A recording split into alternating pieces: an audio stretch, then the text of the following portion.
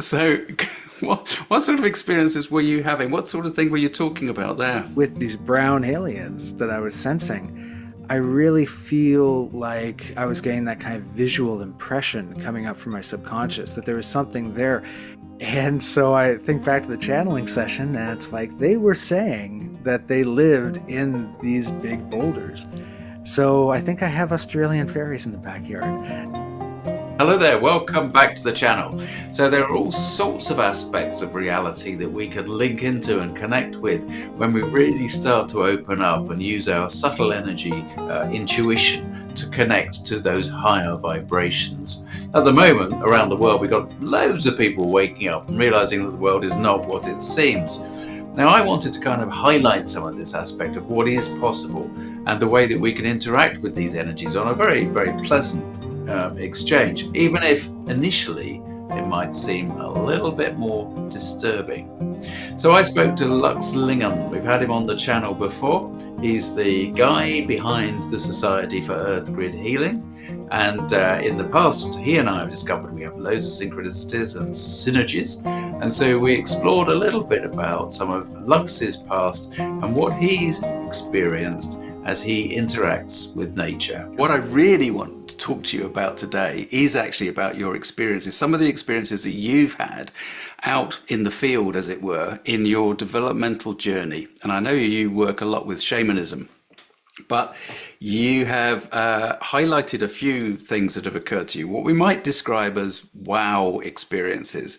And these are the sort of experiences that can happen with anybody on a spiritual path. And when they occur, they do give the wow effect. So, oh, what the heck is that about? And one of the reasons I love having you back on the channel is because you and I share a lot of similarities, and it's just quite amazing how much similarity we do actually share energetically in aspects. And one of the things that I would love to start with was entities you sensed in your backyard while growing up, but you didn't know how to conceptualize their presence at the time. That was a similar thing that I was experiencing in the house that I was growing up, but nobody paid me any attention when I was complaining about what's the guy doing in the bath? Why is that person standing there? So, what sort of experiences were you having? What sort of thing were you talking about there? Oh yeah, that's a great question, and that's fun to dive into. Yeah, when I was growing up, I lived on a wooded lot, so there was a lot of woods in the backyard. And I spent a lot of my youth playing out there in the woods, right? When I was like 8, 9, 10 years old. And something that I found is that there was this one particular spot, and like the rest of the woods, right? It was probably about 3 acres. The rest of the woods were totally fine. Like I never got any weird sensation or anything. And yet there's this one spot where I would just always get the heebie-jeebies. I would always get the creeps when passing through there. And I started getting this mental impression of little gray aliens or little brown gray aliens. So, the gray alien type, but brown. And so whenever I'd pass through there, I would have this mental image of these beings being there. And I didn't know what to make of it. I thought, I think as a kid, I thought it was just me being particularly sensitive in terms of just like psychologically sensitive. Like, okay, I should grow out of this. I'm being a scaredy cat, right? And as I look back with what I know now, working shamanically with the spirits of the land and with a lot of other consciousnesses in nature, I look back and I think, you know what? I probably was sensing something because so often when you're sensing a presence, it comes through in many different ways, right? Everyone has a different spiritual nervous system. And so with these brown aliens that I was sensing, I really feel like I was getting that kind of visual impression coming up from my subconscious that there was something there. And I don't take it literally. Like, I don't think there was literal little brown aliens in the backyard. But I feel like that might have been a representation of them, almost a metaphorical representation that was coming to my mind. It's one of these things, it's this act of co-creation, right? When you're picking something up, how is it coming up? It's going to come up in a way that fits symbolically with your own inner vocabulary. And so when I look back, I definitely think that I was picking something up and interpreting it in the only way, or in one way, that my mind at that time knew. And I was a big fan of the X-Files at the time, so that kind of overlay was coming up.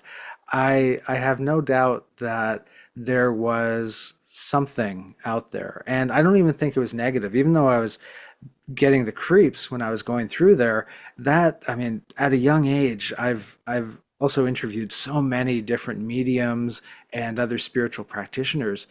And something that I find comes up again and again is that when you're open at that age, you will tend to be creeped out by anything, right? So even your guides coming through, you don't have any context for it. And so you don't have any way to have control over the situation. So you definitely can get those heebie-jeebies. And so I don't think there was anything negative about it. Like nothing negative ever came from these experiences passing through that spot.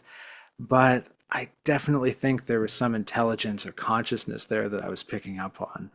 And so, yeah, that was really my first experience with just feeling something in the landscape. And it makes a lot of sense where when you encounter that kind of thing at a young age, you're going to be creeped out, but it kind of prepares you for later life if you get into a shamanic path or into land healing or even house healing. You're better prepared for, okay, there's something here, right? And hey, now I'm an adult, so I know how to deal with this, right? So it's less disturbing to the mind. But yeah, I definitely always got the sense that there was a group of little beings in the woods. And I mean, you compare that to so much other folklore, and the shape or the form can change over time. And I find this happens just because we we change and our culture changes, and the things that we think could be out there changes at a subconscious level, and that can change that act of co-creation. So it changes the mask or the costume that we see these beings in. And so I feel like if I went back there now, they could appear very differently. All right. Another one other thing to add to that is that when I work with the spirits of the land where I am now, they've come through in very strong ways as I've practiced, and definitely through mediums as well, very, very strongly. And one way that they present themselves through mediumship and channeling and everything is as little purple aliens. And so it kind of fits in with my earlier experiences. We're dealing with something that's very other in the landscape, and because of that, it can we can see it in many different ways. And I feel like, if this was in Ireland or in even in the UK, because of the cultural prompting, we might see them as little red-hatted gnomes, or little fairies. But because I'm in North America, and we don't really have that folkloric tradition to kind of give a face to these things, it can come through in many other ways. And talk about a symbol of being alien and other is literally the shape of a gray alien. So I feel like that is a very prominent way for these experiences to come through that I've seen. Yeah. Well, interesting.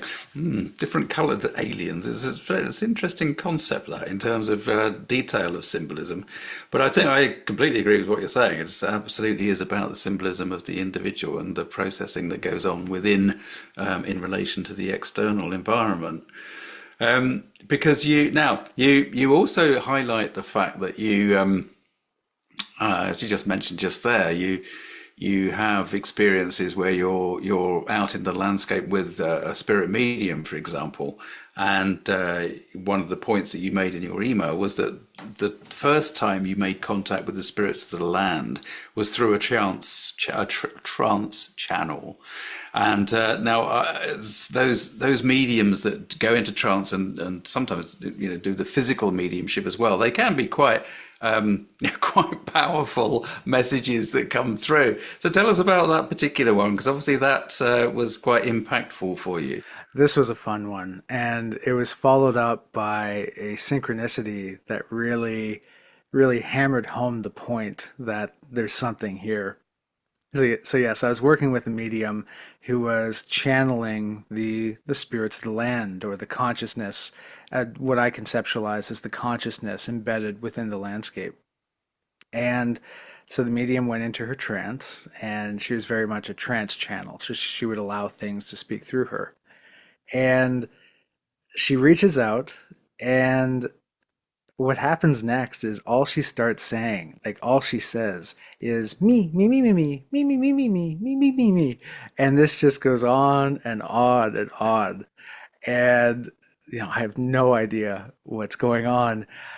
She literally sounded like Beaker from the Muppets. I don't know if you have that over in the UK, but me. And I was really curious what was happening. So I handed a piece of paper and a pen over to her, and she started drawing the outline of the backyard, right? She started drawing the property. And behind the home, there are these big bluffs, these big rocky bluffs, and there's a kind of a cliff on the other side of those. So it's very much, this big boulders. And she started drawing what looked like a route going through the yard. And I definitely got the sense after that this was some kind of like almost ceremonial procession, or some kind of almost like drawing their territory. Like this is where we hang out. And so that went on for a bit. And one thing I gathered from this communication was that they seemed to be indicating on this piece of paper that they lived in this big rocky cliff face, that they lived in these big boulders and this big rocky cliff face. And so we ended the session, and I took that just as okay, that's something to definitely look into and work with potentially. About a month later, I felt inspired to investigate a little further. And I was curious as to whether there were any folkloric beings or fairies or anything like that that were called Mimis, because that's what we had come to call them, because all they can say is Mimi. So Mimi. So Mimi seems like a fitting name. And so a month later, I do a Google search just for fairies and Mimi. And I instantly, the very first hit is a Wikipedia article for Mimis. And it turns out that Mimi is the indigenous name in Australia for fairies.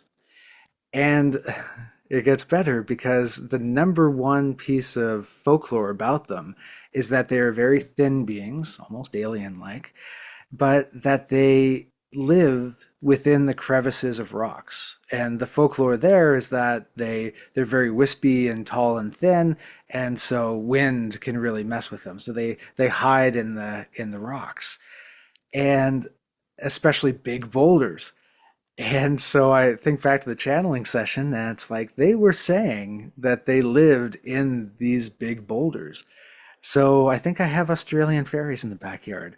Now, the interesting thing, I don't know how they got lost, but the interesting thing is that the antipode for where I am right now, so the point on the Earth that's directly on the other side of the globe from where you are, the antipode actually is right off the coast of Australia. So I don't know if that has something to do with it, but definitely seems like somehow that particular folklore became very prominent here. Maybe, retrocausality has always seemed something that sometimes happens on this path, And so I'm wondering if somehow they or some larger consciousness knew that I would find that article in the future, and so it constructed the experience earlier in a way that would lead me to that, or whether I just have there's a lot of Australian settlers around here over the years, so maybe I have Australian fairies here. I have no idea, but it definitely was a synchronicity that really felt like it solidified the truth of that earlier channeling. And yeah, it was a they eventually through trance channels started speaking other words than Mimi when we started working with them. I feel that is because just because of proximity and interaction, that they start seeing more into you as you interact. So they picked up English eventually, and it's been interesting working with them for sure. It's a very active landscape around here with the spirits of the land. So when did you first have the Mimi experience, and how long have you been working with them, or are you still working with those? That must have been about 7 years ago now, actually. Yeah, I've been on this land for quite a while, and definitely definitely have a very intensive experience with the spirits of the land as part of my land healing practice. And so, for example, I will go out once a week and just give, in the area where I am now, there is it was very much peopled by the Algonquin groups and the Mohawk, and they have their own folklore about small beings living in the landscape. They saw them as basically intermediaries between humans and nature, right? And so if you are nice to nature, these beings will be nice to you. And if you're not nice to nature, then these beings are going to mess with you. And one thing I've found is they have their own particular set of ritual offerings, and that is tobacco and sugar cubes. They will those particular groups will leave sugar cubes in the landscape as offerings to these little beings. And I can't remember the name they have for them. There's a couple of names depending on the group, but they're very similar to the Pukwudgie legends of the northeastern United States. And these are also little dwarf-like beings that are said to live in the woods. So I've kind of adopted those practices. And so, for example, with tobacco, I don't like leaving tobacco. I actually use pipe tobacco that I get in bulk, and I don't like leaving that in the landscape because obviously it's toxic to animals if they eat it. So what I'll do is I will just take a little self-lighting charcoal, right? So the kind that they sell for hookah and that type of thing, and light that up, and then put some tobacco on that, and just offer the scent and the smoke to them. And then, yeah, I'll go through the woods once a week and just leave little sugar cubes around, like up on those boulders and everything. And I've found that that has created a very strong connection with them that feels really good on the landscape. One thing I found over the years, and it's very particular, is I have found that when leaving offerings or gifts like this to the local spirits of the land, they can get very excited. And something that you might find in some paranormal research is that batteries can get drained very quickly by paranormal activity. And I feel what's going on there is that they are able to access that energy that's helping them manifest, right? That these sources of energy, they can take it, they can transmute it in some way, and it can lead to more activity and more manifestations. Well, one thing I found was, and it happened twice back to back with two different offerings. And this was, I gave an offering, gave a gift, and it seemed like they got excited. And so while I'm out there doing this, I come back in, and the battery pack to the backup emergency battery pack to my computer was completely dead, right? It had fried. And so then a later offering that I did. I'm out there and I come back in again and the replacement battery pack is dead. And these battery packs, they're there so that you can have an hour of computer life even if the power goes out, right? And so I started changing my system after that. I started always reminding them, you know, I really care about you guys. I really hope you enjoy this gift, and you're very welcome in the house. I'm totally fine with you guys being in the home, but please stay away from anything electronic, especially battery packs. And you know what? It has not happened since. 5 years since then, and it has not happened since. And so these are some of the things that you got to think about when working with the spirits of the land, for sure. Brilliant. That's just absolutely classic. I think it's interesting. You see, one of the reasons that I wanted you to recount some of these, and we'll go through another couple, is because as somebody steps out on this path of spirituality, if you like, well, that's a very pompous way of explaining it, but if they have a spiritual awakening and they start to change their vibration, and therefore they're opening up to the possibility of what the subtle energies can give them in their experience. I think that, as you were saying from your first childhood thing, childhood experience, that it sometimes can be spooky, weird, strange, but there is very little need for it to be like that. It's opening up a relationship with an aspect of the world that is just on a completely different vibration, and people don't need to react to it in a fearful way at all. So this is not to say that there aren't some interesting energies out there that you want to be a little bit careful of in terms of just being really respectful, but equally, what we're talking about is nature spirits, and yes, they can be difficult, but fundamentally they're on our side as long as we are on their side, is the way it seems to me. So I just want to, there's another expression that you had here, or another statement, which was about you on a hike. You heard a choir of voices singing. Would that be nature spirits too? I think so. I think so. I just want to touch on your earlier point there because I really liked it. There's a distinction to be made between a very spiritually active property and a haunted property, right? And I think it's just the distinction is that you're bringing in positive things, right? And you learn to send away negative stuff, right? And so you can create a very, very spiritually active property in this way.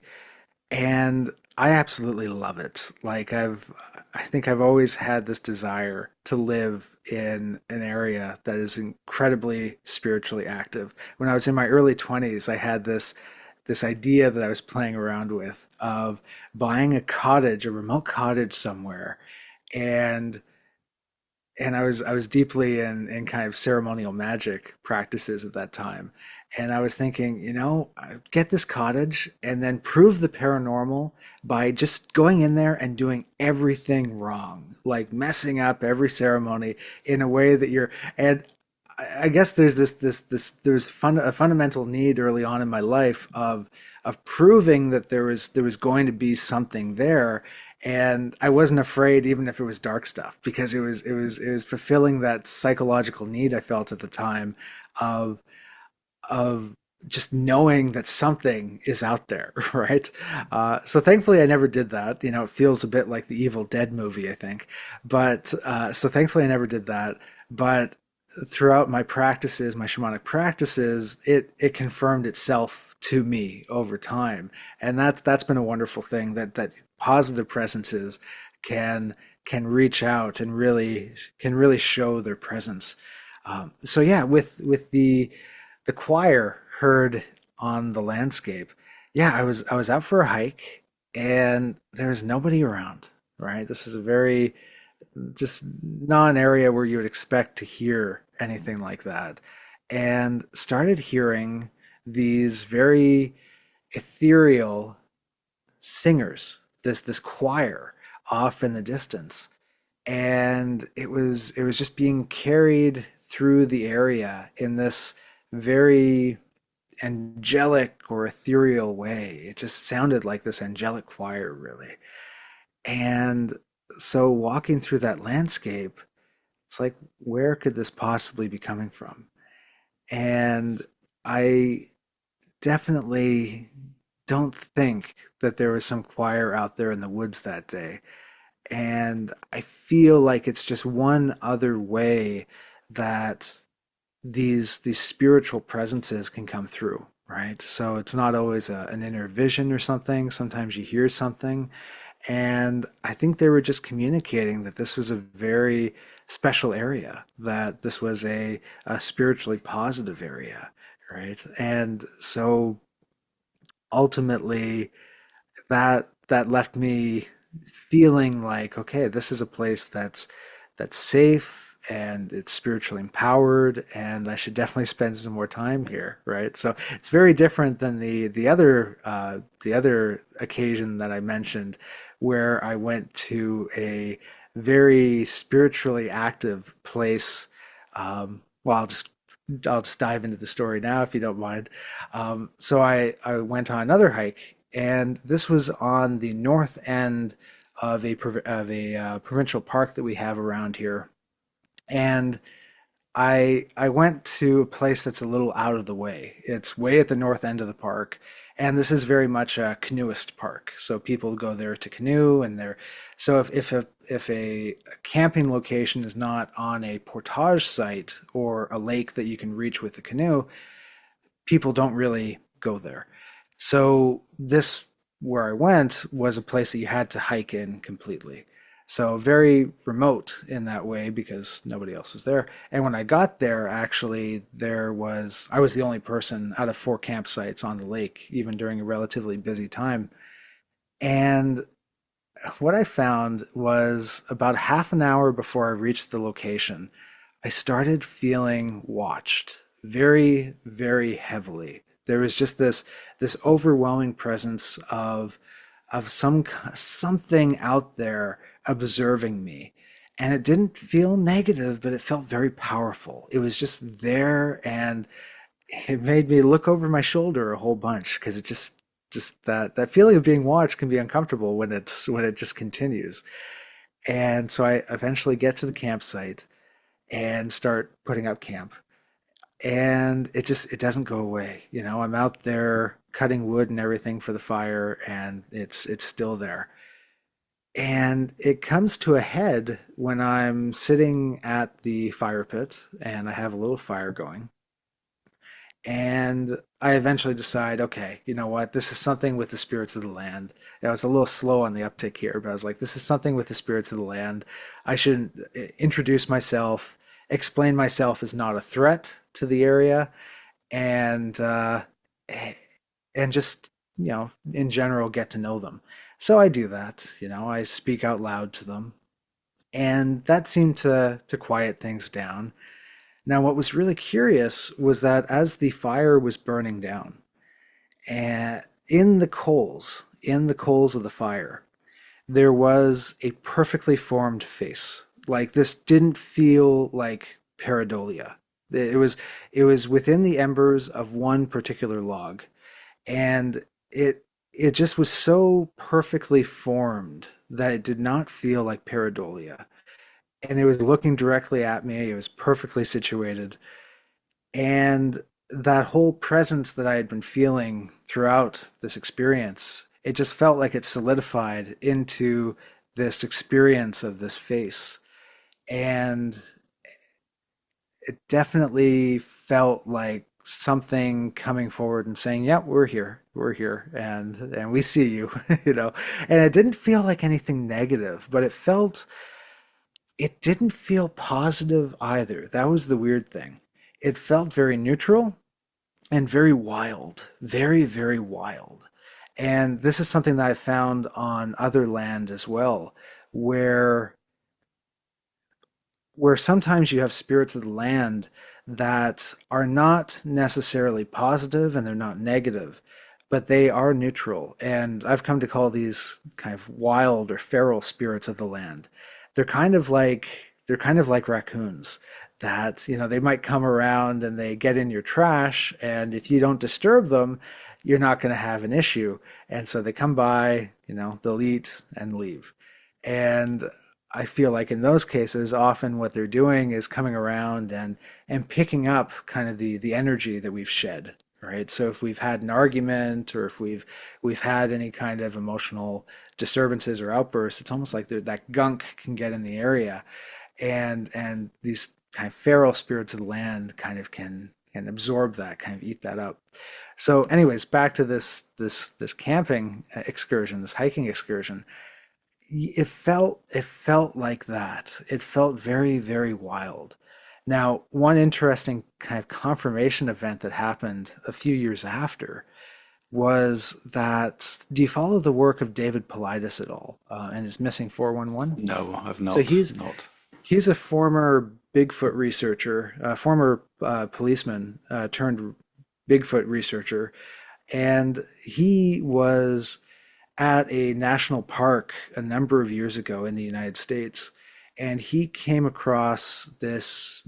He was told by someone outside the park ranger office of something that he should look into as a Bigfoot researcher, and that was the number of disappearances that happen within national parks. Appalachian national parks, over in, and so he's looked over it a number of years, and he has found and identified these clusters of disappearances. And he's very interesting because he does not does not say one way or the other what he thinks it is, right? Whether it's aliens or Bigfoot or feral people, or he doesn't he just collects the data as to these disappearances. So I'm following his Twitter a number of years later after this experience, and he posts a disappearance of a child that went missing. I mentioned that the site was on the north end of this provincial park. And so right across from that, there are some fishing cabins that are outside the park, but they're like literally right next to where I was. And so he posts this article about a missing child that occurred at one of these fishing cabins. And this was literally like 3 or 4 miles from where I was camping about 2 years earlier. And interesting experience because this fits in with a pattern that he sees in these disappearances sometimes, where this I think this 5-year-old child was with his, actually I think it might have even been 3 years old, was with his grandfather. They were at a shed on this fishing cabin, and the grandfather basically is looking at something. He turns around, the kid is gone. And they the kid, I just want to mention this before people start getting worried. The kid was found fine and unharmed, but about I think the search was for about 3 days, and they got RCMP out there. They got all the big search parties out there, and oddly enough, the child was found about 500 meters away from where, 3 days later, was found 500 meters away from where he had last been seen, and in an area that had apparently already been searched. And so this is a pattern that David Paulides brings up again and again, of people being found in areas that had already been searched, almost like they were brought back, right? And so he obviously wonders whether it's portals and that type of thing. But another thing is, this child was found, and he didn't really have any memory of those 3 days, of what had happened and why this had happened. And so that once again fits the pattern of these missing people who are found in an area where that's been searched, and they have no recollection of what went on. So I thought that was very strange because I had already had this sense that this area was very wild, that there was something very wild and feral there. And so it makes me wonder whether the two experiences are related in some way, whether this child might have been stolen away by the fairies for a little while, you know? Obviously, that happens a lot in Irish folklore and I'm sure British folklore as well. So it was a very, very odd experience. Thankfully, he was okay. He was unharmed, but yeah, it was a very, very odd thing, and obviously, it really codified in my mind that something might be going on with this area. So I'll have to do some map dowsing of that area to find out what's going on because I don't think I'll be going back anytime soon. Well, I don't know. It sounds like quite fun. But I was just thinking you want to get out there with the dowsing and get the map dowsing going, see where the lines are going on that. Now, you mentioned this term pareidolia. What's pareidolia? Oh, pareidolia is seeing faces. Oh, So, that's, for example, like just seeing faces in patterns, yeah. something that's very natural to humans. And so, obviously, when we look out at at tree leaves and a tree, we can sometimes see a face in there, right? And I think it's important that we don't always jump onto that as, oh, I'm seeing a spirit in the tree or I'm seeing a nature spirit, right? That can just be our natural sense of just wanting to see faces everywhere. I think I saw a statistic a long time ago that we put a huge amount of our brain power into recognizing faces just because faces are just so important evolution wise in terms of reading emotions and just recognizing people, right? So it's very common for us to see faces, and you know, not every face that we see is going to be something. I think that's important as land healers and working with nature in a spiritual way. But sometimes, you know, it just comes through in a way where it's like this seems more than pareidolia. This seems like a very powerful synchronicity of some kind. And so you gotta kind of use your discretion towards that for sure. Do you think part of that discretion is actually based around the feeling that comes with it then? That's really what you're saying there, what you're getting at, isn't it? It's not just a case of seeing that and going, oh yeah, look, there's a face over there. Must be a spirit. It's like, okay, no, this is significant because, oh, it's landed with me in such a way that it's like, pay attention to this. Absolutely, absolutely. I mean, that's what distinguishes synchronicity from coincidence, really, isn't it? It's that it's a synchronicity is a coincidental occurrence, but that has deep personal meaning, and that really is what makes it stand out. And it's an odd thing I find with synchronicity, which is that I almost think it's a bad idea to share one's synchronicities with others. Now, I'm fine with sharing what I just shared, but at the same time, when it comes to these meaningful events, they're deeply meaningful to us, but not potentially to other people that we tell. And so it's often like casting pearls before swine, where something is deeply important to you. And if you tell others, they kind of talk you out of it, like, oh, that's just a coincidence, you know, these things happen. And so I often tell my students, you know, one of the most powerful things you can do to really, you know, as we walk the spiritual path, it's very common to have this inner sensation of, well, is this all in my head? You know, is this actually real?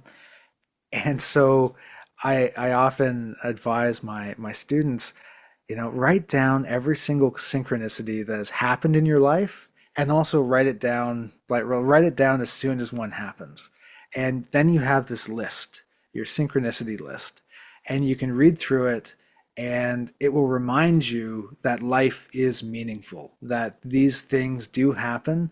And when you have enough of these occurrences, you can't deny them anymore, right? You just have to say, it's like it's overcoming your ego that, you know, there's nothing wrong with the ego. It wants to keep you safe. It's protecting you. And a big part of that, you know, evolution wise, is that we used to be in smaller tribes. And so if you were, well, for lack of better words, if you were a weirdo, then that might get in the way of your ability to reproduce and to even connect with other people. It might even lead you to being kicked out of the tribe, which is death to any early hunter-gatherer. And I feel like that program is still very often operating within us, where the ego is trying to keep you safe from this kind of expulsion and not realizing that times have changed, that there are people into this, that you can't get burned at the stake for this kind of stuff anymore, right? And so anything, any kind of evidence that we can bring to the ego like that, and even just a list of synchronicities like that, can be so incredibly helpful in just teaching your ego, you know what? This actually might be happening, and we should just calm down and accept that that the world is meaningful and magical, and that these things do happen, you know. So I think that's a very important thing. But yes, to your earlier point, definitely that sense of deep inner meaning is key to synchronicity. Absolutely. I think synchronicity, symbolism, the magic of existence, the magic of nature spirits. I think you've touched on just about everything there, and I think that that is a perfect place to actually draw it to a close. Where can people find out more about you, Lux? So they can find out more about me at the Society for Earth Grid Healing, and that is our website. You can find it at earthgridhealing.com. That's where I have all of our courses on land healing and also coaching on shamanism. And you can also find me on social media. On Facebook, I'm Lux Lingen. And on Instagram, just look for Earth Grid Healing and the Society for Earth Grid Healing, and you can find us there. So that's the main places to find us, for sure. Fantastic. Excellent. Well, thank you for sharing your experiences, because I'm sure that that's been helpful. And even for those people that already have had similar experiences, it's always wonderful to hear from other people that have got similar stuff going on. Thank you, Lux. Wonderful. Speak to you again at some point. Thanks for coming on.